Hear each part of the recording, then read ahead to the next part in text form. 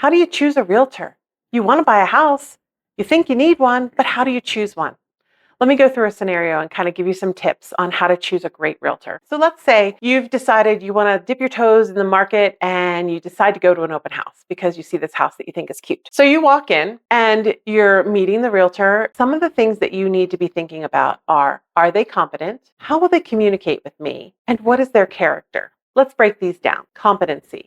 The questions that I want you to ask to determine a realtor's competency is, how many homes have you sold in the last 12 months in this area to buyers? That's a great question. Communication is the next question that I want you to be thinking about. When a realtor is holding an open house, they're holding an open house because they want to pick up some buyers. They're going to be very communicative, but the worry is, will they be communicative later?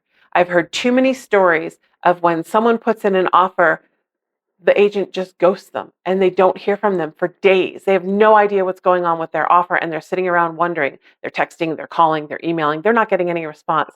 That is not the kind of experience that you want when you're buying a house. Buying a house is stressful enough as it is. You need someone who can communicate with you. So I would ask them, how do you communicate? What is your communication plan once we go under contract? If they don't have a good answer for that, that's a red flag.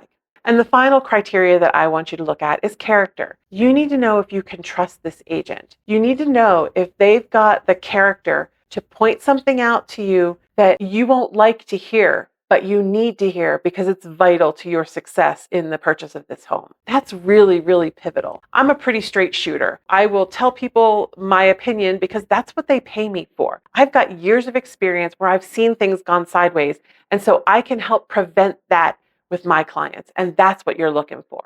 So as you go to open houses, if you haven't already picked a realtor, I recommend that you ask those questions to find out the answers to those three things that are very important to have great representation as a realtor.